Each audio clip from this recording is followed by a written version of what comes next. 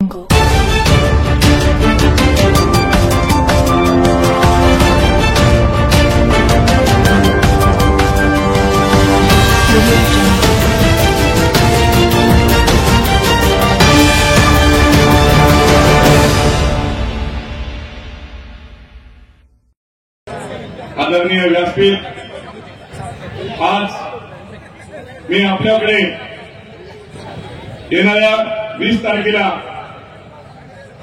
होणाऱ्या निवडणुकीसाठी नायगाव विधानसभा मतदारसंघाचा वंचित बहुजन आघाडीचा उमेदवार या नात्याने आपल्याकडे मतदान रूपी आशीर्वाद मागण्यासाठी मी या ठिकाणी उभा आहे। मी doctor Maharaj Sambhajirao Vipute Goratekar, MBBS DGO स्त्रीरोग तज्ञ।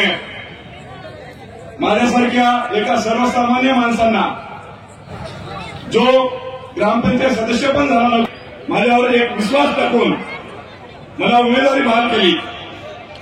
आज सर्वसामान्य लोकांना, सर्व विविध जातीतील लोकांना, माझ्या भावांना, माझ्या ज्येष्ठांना प्रशांत इंगोलेचा सप्रेम जय भीम।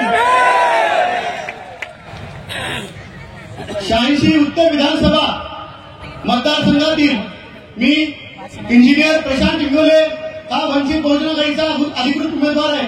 आपली निशाणी आहे गॅस सिलेंडर। येत्या 20 नोव्हेंबरला आपण गॅस सिलेंडर या निशाणी समोरील बटन दाबून मला प्रचंड मताने विजयी करा।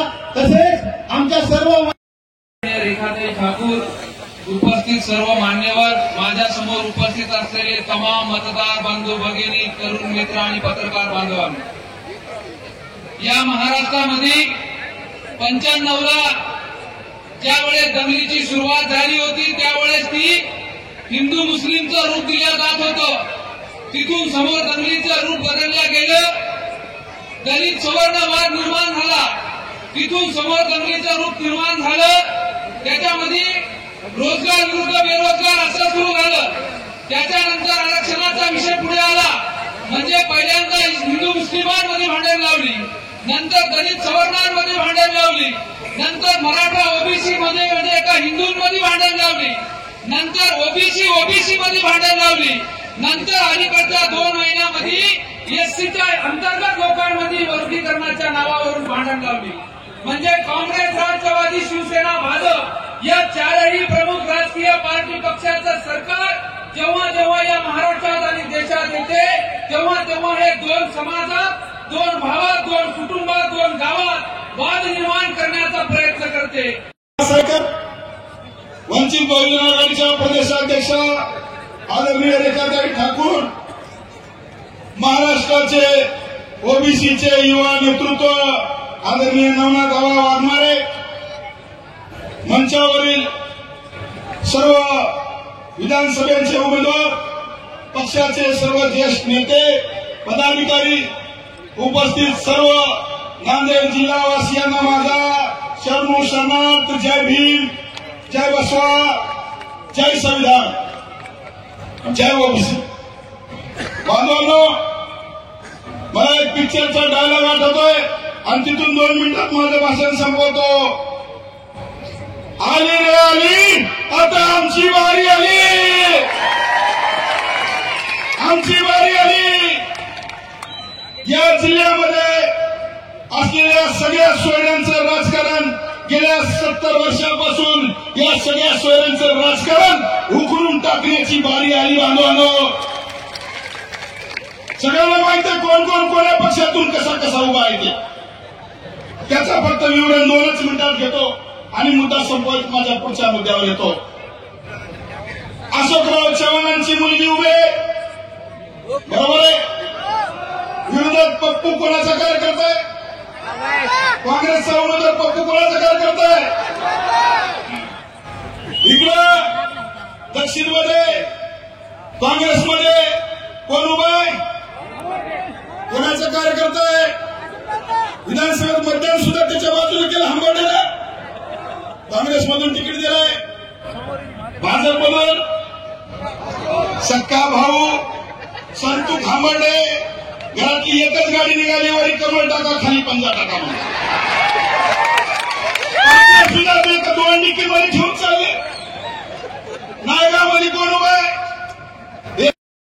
कोणत्याच तालुक्यातले मी त्याला आवाहन करतो, तालुके सांग आणि प्रत्येक तालुक्यातले 5 तरी गाव उपाट सांगून जातो. हे काय माहिती नाही. गडीवरचा देशमुख आहे, त्याचं म्हणणं एवढा माझा भाऊ मोटर रिवाइंडिंग करता करता आमदार झाला, आता मला बी खासदार करा. लय मोठं जमलंय गट्ट्याच्या. हे सगळं तमाशा चालू आहे. दुसरीकडे माझा प्रतिस्पर्धी उमेदवार आहे रवींद्र चव्हाण. त्या ठिकाणी त्याचं एकच म्हणणं आहे, त्या नायगाव शहराच्या बाहेर त्याला कोणी ओळखत नाही. त्याचं एकच म्हणणं आहे, माझे आजोबा बळवंतराव चव्हाण आमदार होते, माझे वडील वसंतराव चव्हाण आमदार होते, खासदार होते, त्यांच्याकडे बघा मला मतदान करा. सहानुभूतीपूर्वक मतदान करा. कसली सहानुभूती? कशाची सहानुभूती घेऊन चालणार? कोणती सहानुभूती आहे? प्रत्येकाचे वडील आजारी असलेले वारतात, प्रत्येक जण आजारी माणूस मृत्यू पडतो. माझे बी वडील गेल्या वर्षी आजारपणामध्ये वारले. सहानुभूती म्हणायचं तर प्रत्येकाचे त्या ठिकाणी घरातला आजारी माणूस मरतो. त्याची कसली सहानुभूती आली?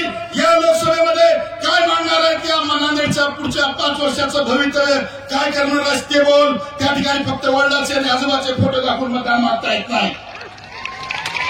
मागता येतं का? अरे सहानुभूती जर दाखवायची तर आमच्यापाशी सहानुभूती आहे. या महाराष्ट्रातले 100 ओबीसीचे भटक्या मुक्ताचे आमदार निवडून यावे, मुस्लिमांचे निवडून यावे, आदिवासीचे निवडून यावे, बौद्धांचे मातंगाचे निवडून यावे. म्हणून आमचा बाप त्या ठिकाणी स्वतःचा जीव धोक्यात घालून आमच्यासाठी देतो. इथं सहानुभूती, सहानुभूती इथं काय गरज आहे? विश्वरत्न महामानव डॉक्टर बाबासाहेब आंबेडकरांचे नातू आहेत, राजासारखं जगू शकतात. लॉकडाउन का कानून तोड़कर आपकी दुकानें, होटलें, चाय की टपरी, पहाड़ी की होटल खुलवाने के लिए कोई आगे आया तो प्रकाश आंबेडकर साहब. मुसलमान रिजर्वेशन के लिए 5% रिजर्वेशन लागू करो, इसलिए बम्बई में मोर्चा निकालने की क़यादत करने वाले और पहला मोर्चा अगर किसी ने विधान भवन पर निकाला तो प्रकाश आंबेडकर साहब. इसके बाद बार बार हमारे धार्मिक प्रतीकों का इस्तेमाल करके दंगों की साजिश हो रही थी. नबी के बेहुरमती का काम हो रहा था. हमको लगता है किसी ने व्हाट्सएप पे फॉरवर्ड कर दिया तो वो दोषी है. अरे वो दोषी जिसको हम गुस्ताख कहते हैं, जिसको हम मलूम कहते हैं, इनकी तादाद घटने की बजाय बढ़ रही है, इसलिए कि इसके ऊपर कोई सख्त कानून नहीं है. और ये घटनाओं को, नबी की शान में गुस्ताखियों को रोकने का काम अगर करना है तो सख्त कानून, एट्रोसिटी जैसा सख्त कानून लाना पड़ेगा. ये सोच ख्याल अगर रब ने किसी के दिल में डाला तो वो शख्सियत अली जनाब प्रकाश आंबेडकर साहब. पैगंबर की असेंबली में रखा, कहा कि ये कानून पास करो. पैगंबर का अवमान या अकेले भारत का नहीं, इंटरनेशनल लेवल पे मुस्लिम देशों से दुश्मनी बोल लेने का काम है.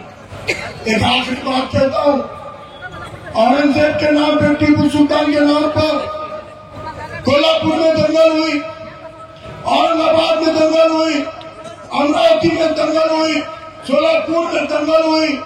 कोई सेक्युलर सामने नहीं आया. कांग्रेस के मुस्लिम लीडर बोले महाराष्ट्राच्या मुसलमानांना काय औरंगजेबचं नाव घ्यायची गरज आहे. राज्यसभा के मेंबर क्या है कहला. लेकिन उसमें अली जनाब प्रकाश आंबेडकर साहब औरंगजेब रहमतुल्लाह के मजहब पे गए.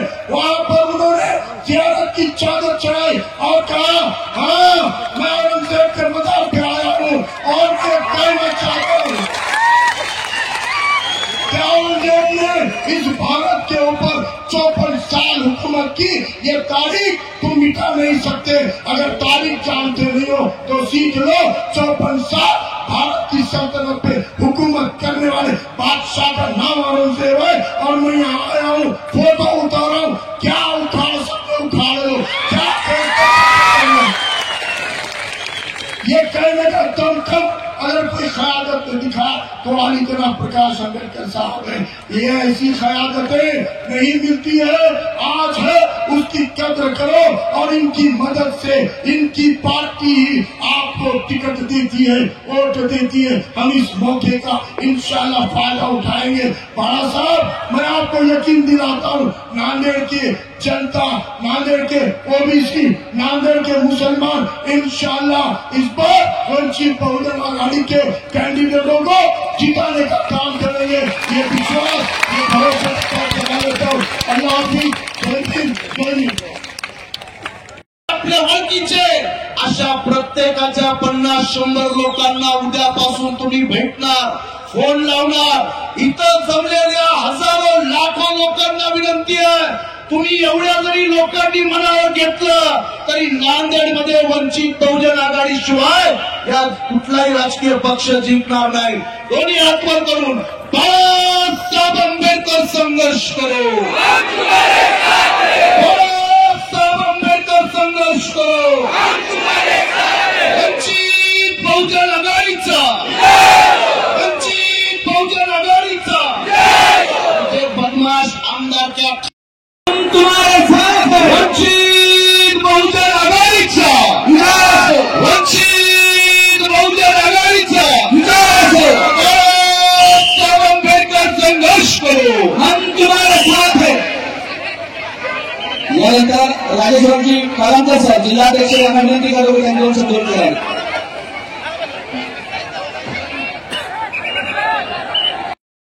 करणार नाही, आमचा प्राण गेला तरी चालेल, पण साहेब शेवटच्या श्वासापर्यंत आम्ही तुमच्या सोबत राहू। मी या ठिकाणावर विधानसभेला उपस्थित आदरणीय बाळासाहेब आंबेडकर, आदरणीय रेखाताई ठाकूर यांच्या, माझ्या भावांना, माझ्या ज्येष्ठांना प्रशांत इंगोलेचा सप्रेम जय भीम। 86 उत्तर विधानसभा मतदारसंघातील मी इंजिनियर प्रशांत इंगोले हा वंचित बहुजन आघाडीचा अधिकृत उमेदवार आहे। आपली निशाणी आहे गॅस सिलेंडर।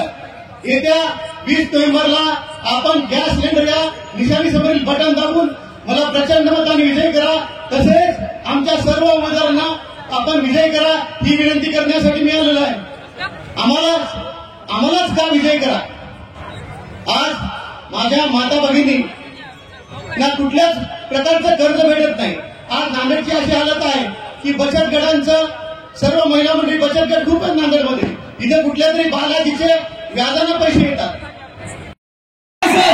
वंचित बहुजन आघाडीचे शिंदे बाळासाहेब आंबेडकर यांना वाचन देतो। उमेदवारांनी थांबा।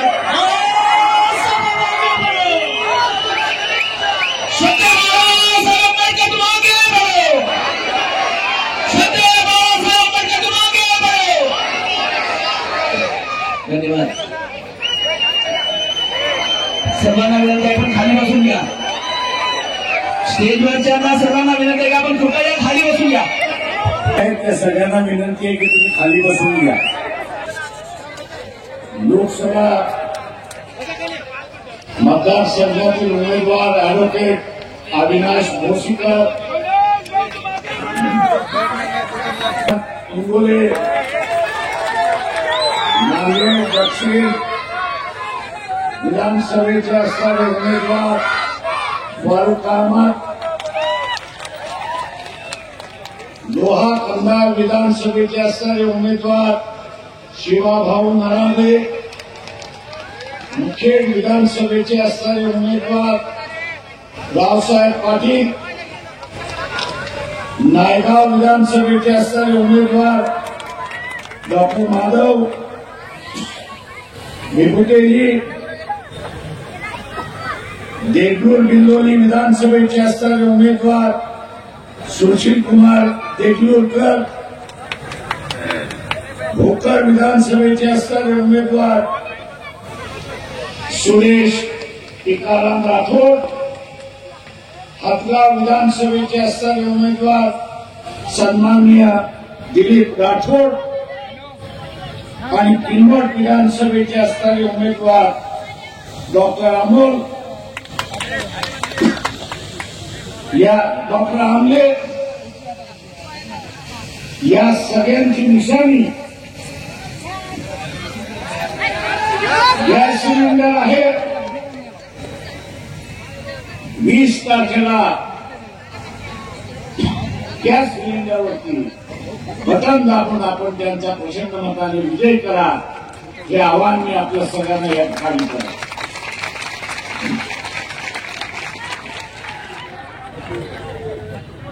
तमाम ओबीसीना माझं असणारं आव्हान आहे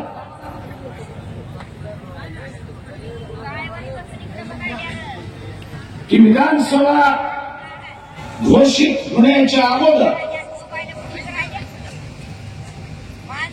सुप्रीम कोर्टाचा एक निर्णय आला.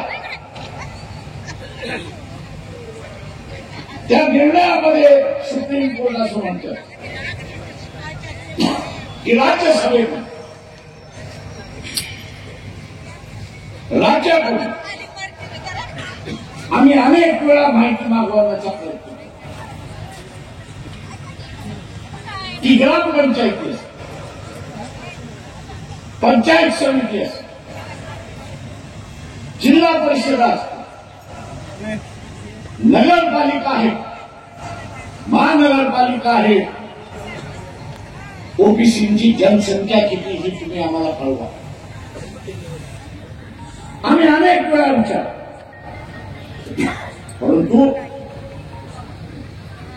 परंतु राज्य शासनाने ती माहिती आम्हाला दिली नाही.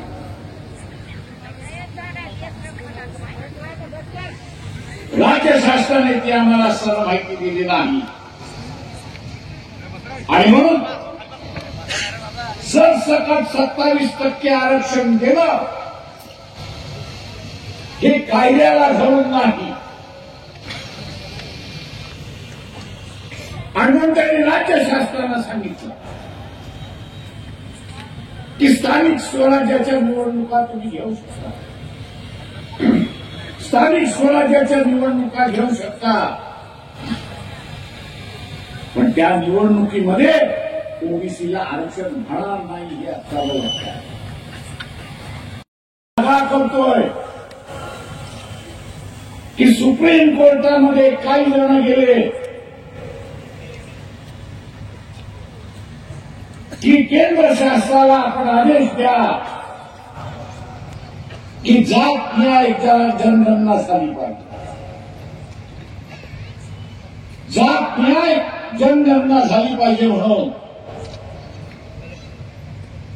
सुप्रीम कोर्टाने नोटीस काढला केंद्र सरकार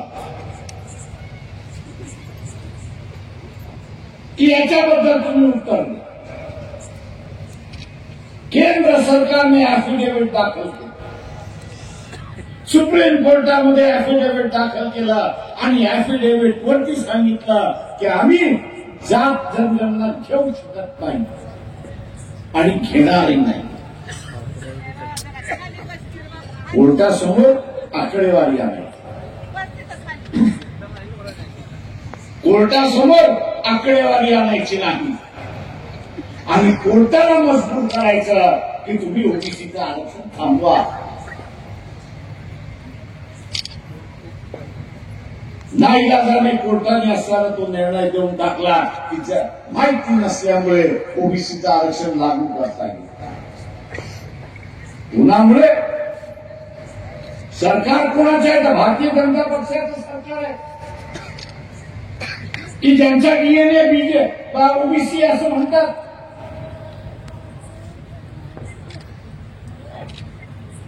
तर तुमचा डीएनए जर ओबीसी आहे तर तुम्ही सुप्रीम कोर्टामध्ये आकडेवारी का दिली नाही? 5 वर्ष तुमचं राज्य आहे, 5 वर्षामध्ये एकदाही तुम्ही दिलं नाही. आणि आज ओबीसीला माझं असताना सांगणं आहे त्यांनी राजकीय आरक्षण थांबवलंय. उद्या ओबीसीचा आमदार हा झाला नाही तर त्याच विधानसभेमध्ये ठराव मांडला जाईल की सुप्रीम कोर्टाला आकडेवारी पाहिजे ओबीसीची म्हणून जात जनगणना आम्ही मान्य करतो, पण आकडेवारी माहीत नसल्यामुळे शैक्षणिक क्षेत्रामधलं आणि नोकऱ्यांमधलं आरक्षण आम्ही स्थगित करतो. एकदा आकडेवारी कळली की आपल्याला लागून जातो. दुतोंडी साप जसा असतो तसं याची दुतोंडी भूमिका ही आपण लक्षात. दुतोंडी साप जसा असतो त्याला ज्या दिशेने जायचं त्या दिशेने तशा चिठ्ठीने हे दुतोंडी सापाचं सरकार आहे हे आपण लक्षात घ्या. एका बाजूला सुप्रीम कोर्टामध्ये सांगतात की आम्ही जात जनगणना घेणार नाही आणि दुसऱ्या बाजूला जात जनगणना आम्ही घेणार पण ठराव करणार आणि आरक्षण थांबवणार आहे ते ठरवतो. ओबीसीला विचारतो आरक्षणाचा लाभ झाला की न झाला हा पहिल्यांदा असताना उत्तर द्या. आरक्षणाचा लाभ झाला असेल तर छाती ठोकपणे मला सांगता आलं पाहिजे की मी आरक्षणवादी आहे आणि आरक्षणाचं संरक्षण मी करणार. मी आरक्षणवादी आहे आणि आरक्षणाचं संरक्षण करणार. किती उमेदवारी दिलेली आहे? माझ्या माहितीप्रमाणे एकाने 28 उमेदवार दिलेले आहेत आणि दुसऱ्याने असताना 32 उमेदवार दिलेले आहेत. अशी परिस्थिती. एकाने 28 दिल्या आणि दुसऱ्याने 32 दिल्या. जिथे 52% ओबीसीची संख्या असं म्हटलं जातं. 244 पैकी किती उमेदवारी पाहिजे होत्या? 144 उमेदवारी पाहिजे होती. ते 144 उमेदवारीच्या ऐवजी एकाने 28 दुसऱ्याने 32. जे राजकीय दृष्टिकोनातून आपल्याला मान्यता द्यायला तयार नाही. राजकीय दृष्टिकोनातून ओबीसीचा हक्क डावलायला निघालेले आहे. या राजकीय पक्षांना ओबीसीने डावललं पाहिजे, त्यांना नाकारलं पाहिजे हे आव्हान मी आज ओबीसीला या ठिकाणी असताना ठराव आहे विधानसभेमध्ये. उद्याचा येणारा जो ठराव आहे विधानसभेमध्ये तो जर हाणून काढायचा असेल आज वंचित बहुजन आघाडीच्या उमेदवारांना विधानसभेमध्ये आपल्याला पाठवावं लागेल. हे आपल्याला लक्षात घ्या. जिकडची लढाई तिकडेच लढावी लागते.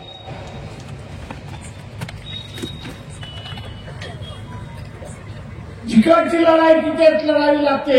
विधानसभेची लढाई विधानसभेमध्येच लढावी लागेल आणि विधानसभेची लढाई लढवायची असेल तर आमदारच लढवू शकतो आणि आपल्याकडे आमदार असल्याशिवाय आपण ती लढाई करू शकत नाही. हे लक्षात कमाल ओबीसीचा माझा आव्हान आहे. धर्म धोक्यात नाहीये. आपण आपल्या घरातला असताना देवाला त्याची असणारी पूजा अर्चा जोपर्यंत करतात, रीतिरिवाजाप्रमाणे जोपर्यंत करतात तोपर्यंत धर्मावरती कुठलाही आच नाही, कुठलाही अडचण नाही. हे आपण असताना लक्षात घ्या. अडचण जी आलेली आहे ती आरक्षणावर. कांग्रेस ही है मैं जानता हूं.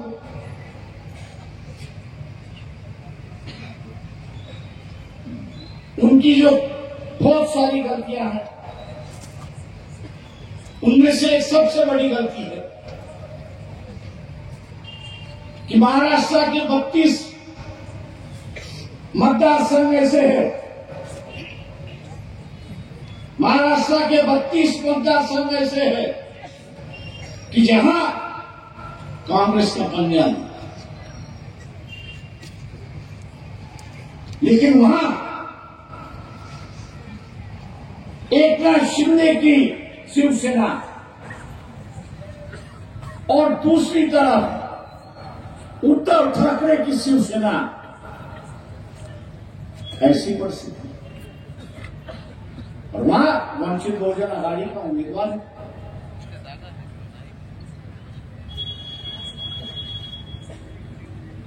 और वहां वंचित बहुजन आघाड़ी का उम्मीदवार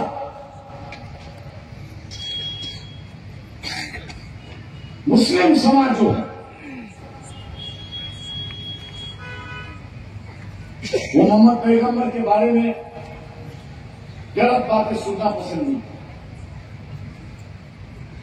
उसका खून खाओ, उसका नतीजा हम लोग ने राजस्थान में देखा। निपुण शर्मा नाम की जो महिला है,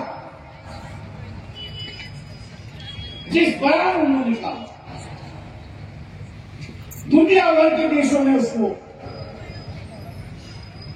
नकारा, कंडेम किया और भारत सरकार से कहा कि इन पर कानूनी कार्रवाई हो।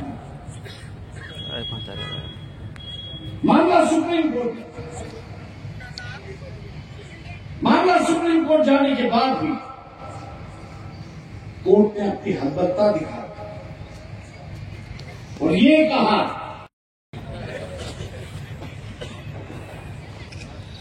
अपनी सीट बचाने के लिए कांग्रेस पार्टी भाड़ में गई और ऐसे नेताओं के पीछे यहां का मुसलमान भागा।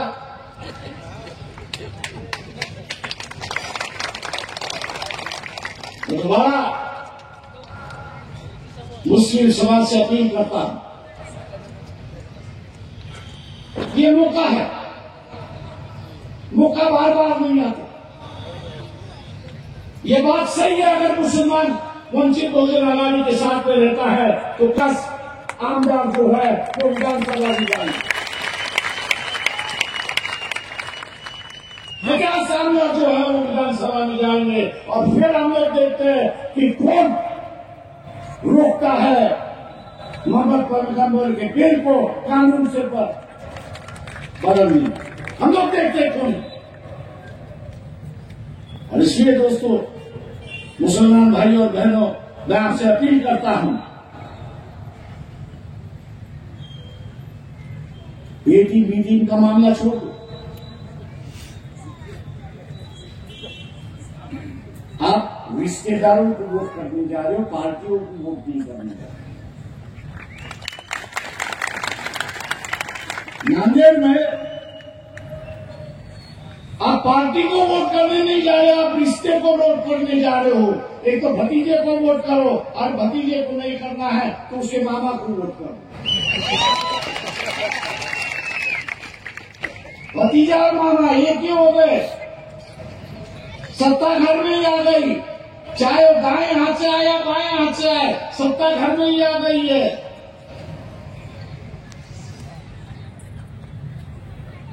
कहां से मुसलमान आपको न्याय मिले?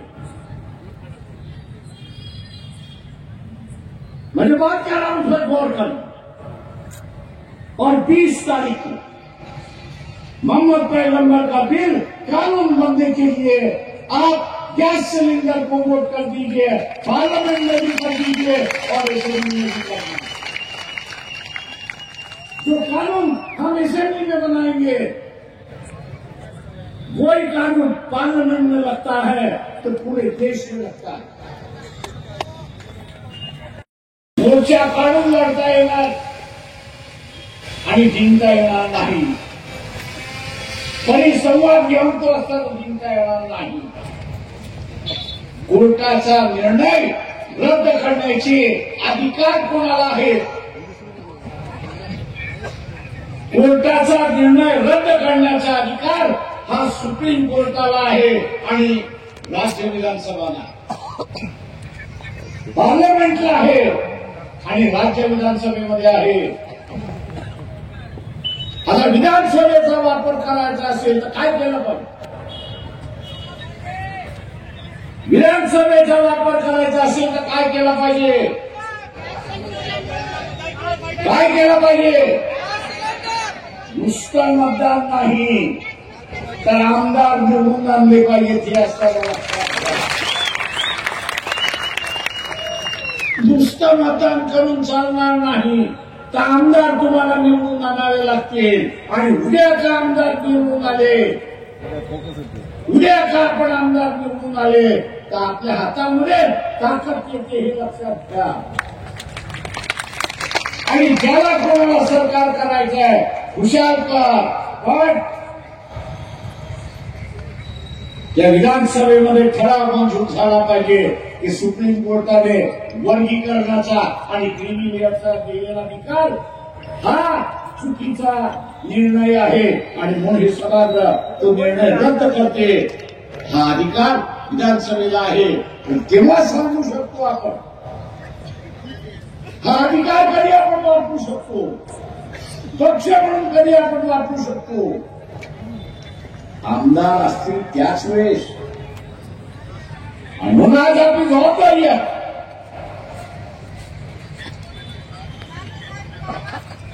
रिझर्वेशन इन प्रमोशन लागू झालं पाहिजे असं जे म्हणणार आहे त्या पहिल्यांदा मला त्याचं सांगणं आहे की आमदार निवडून आरक्षणाचं तत्व आपण वाचूया आणि मग रिझर्वेशन इन प्रमोशनच्या लढाईला आपण सुरुवात करूया. म्हणून आज तुमची एकच जबाबदारी आहे, आमदार निवडून आणणं ही आपली सगळ्यांची जबाबदारी आहे हे लक्षात घ्या. आणि गॅस सिलेंडरला आपण मतदान करावं ही अपेक्षा मी या ठिकाणी पाहतो. मित्रों, मुसलमान भाइयों, हाथ में नको तो मेरे लातूर की तकरीर का कई लोगों ने तोड़ मरोड़ करके आपके सामने पेश की. प्राणी सांगितलं क्रिमिनलची ऍक्ट कशी लागू झाली, सर्व हे अन्यायकारक जाचक आणि हे सर्व जाचक अटे संविधान वाचायचं असेल, आरक्षण म्हणजे बाळासाहेब आंबेडकर. मी माझ्या आई वडिलांची शपथ घेऊन सांगतो, आई वडिलांना मोठं कोणी आहे का? आई वडिलांची शपथ घेऊन सांगतो, मी मॅनेज होणार नाही, नाही आणि नाही. विषय कुठला आला मॅनेज व्हायचा? आज मी बाळासाहेबांना जेव्हा भेटलो अंगावर शहारे येत होते. आणि तुम्हाला माहिती आहे मित्रांनो, अंगावर शहारे जेव्हा येतात, जेव्हा आपण देवाचे दर्शन करतो तेव्हाच येतात. आणि आज मी त्यांना देव मानलेला आहे, पूर्वी मानलेला होतो, आज प्रत्यक्ष मानलेला आहे. म्हणून मी ह्यानंतर बाळासाहेबांचा सक्रिय आणि निष्ठेनं काम करणार आहे ही आपल्याला ग्वाही देतो. जे कोणत्याही सरकारला जमलं नाही, न काँग्रेसला जमलं, न बीजेपीला जमलं, न कोणालाही जमलं, ते बाळासाहेबांनी त्याची हमी दिलेली आहे. असे बरेचसे मुद्दे आहेत. मी 200 युनिट पर्यंत मोफत करण्याची मुभा बाळासाहेबांच्या वचननाम्यात जाहीरनाम्यात आहे. तरी बंधुरो, माझी सर्वांना कळकळीची विनंती आहे, 20 तारखेला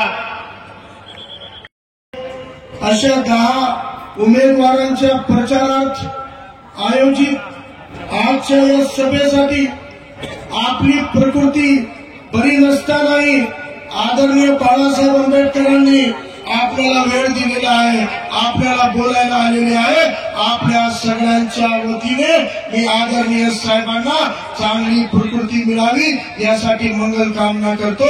साहेब, गेट वेल सून. आदरणीय साहेबांना लवकर बरं व्हावं यासाठी आपल्याला नांदेड जिल्ह्यातून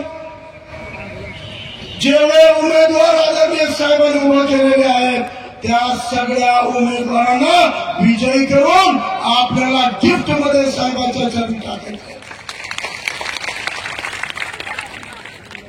साहेबांचं आयुष्य वयानं नाही तर आता या निवडणुकीच्या जिंकण्यातून आपल्याला वळवायचं आहे. म्हणून अधिकाधिक उमेदवार निवडून देण्यासाठी आपण सगळ्यांनी संकल्प केलेला आहे. साहेब, आज हा जनसमुदाय, आज हा सगळा सागर आपल्याला बघण्यासाठी, भेटण्यासाठी आणि शुभेच्छा देण्यासाठी आलेला आहे. आपल्या आरोग्याच्या प्रकृतीसाठी हा पूर्ण नांदेड जिल्हा काळजीमय झालेला आहे. या नांदेड जिल्ह्याच्या राजकारणावर प्रशांत इंगोले म्हणले एकता समाज एकवटला होऊ शकतो अशी बाब हे अनेक समाजाच्या बाबतीमध्ये खरी असताना सुद्धा काय याच्यामध्ये भांडण आहे हे समजून घेणं गरजेचं आहे. या नांदेड जिल्ह्याचा इतिहास या नांदेड हे गुलामीत जाणार नाही. स्वाभिमानाने सर्व महामानवाला अभिनंदन करतो. आज उपस्थित 20 तारखेच्या निवडणुकीच्या प्रकाराच्या सभेला उपस्थित सर्व मान्यवर बंधू भगिनी आणि पत्रकार मित्रांनो, श्रद्धेय बाळासाहेब आंबेडकर यांनी माझ्यावर जो विश्वास टाकला त्या विश्वासाला पात्र ठरणार आहे. काहीही झालं तरी चालेल, पण मी साहेबांचा विश्वास मोडणार नाही. आणि आपण उघड्या डोळ्याने पाहता की आज दिनांक 17 संपली, पण त्यांनी जे वगळा केली, सुरुवात केली की वंचितचे कॅन्डिडेट मॅनेज आहेत, अशा प्रकारचं जे त्यांनी संभ्रम निर्माण करण्याचा प्रयत्न केला तो संपुष्टात आलेला आहे. मित्रांनो, एक विषय संपला की दुसरा विषय त्याने असा चालू केला, मतामताची विभागणी व्हावी, म्हणजे दुसऱ्या पक्षातले अपक्षातले वंचितांमध्ये उभे करून आमच्या मताची विभागणी कशी करता येईल याचा त्याने पुरेपूर बंदोबस्त केला. हे प्रस्थापित आहे बंधू, तुम्हालाही माहित आहे. आणि हे लढाई प्रस्थापिताविरुद्ध अप्रस्थापितच्या आहे. धनदांडग्याची त्यांच्या संपत्तीची सत्ता संपवायची असेल, आहे की नाही, त्यांची मस्ती उतरायची असेल, बाळासाहेबांचे हात बळकट करायचे असतील, तर येणाऱ्या 20 तारखेला गॅस सिलेंडर ह्या निशाणीचं बटन दाबून आम्हाला भरघोस मताने निवडून द्या अशी विनंती करतो. मान लीजिए कि पैगंबर का दिल लोकसभा में भी पहुंच गया और वहीं से शुरुआत होगी और मुसलमानों की एक अलग से राजनीति इस देश में शुरुआत होगी. अगर आप करना चाहते हो तो गैस सिलेंडर को वोट देकर आप भारी वोटों से जिताएंगे, यही उम्मीद करते हुए मैं आपसे रजा लेता हूँ. जय भीम, अल्लाह हाफिज.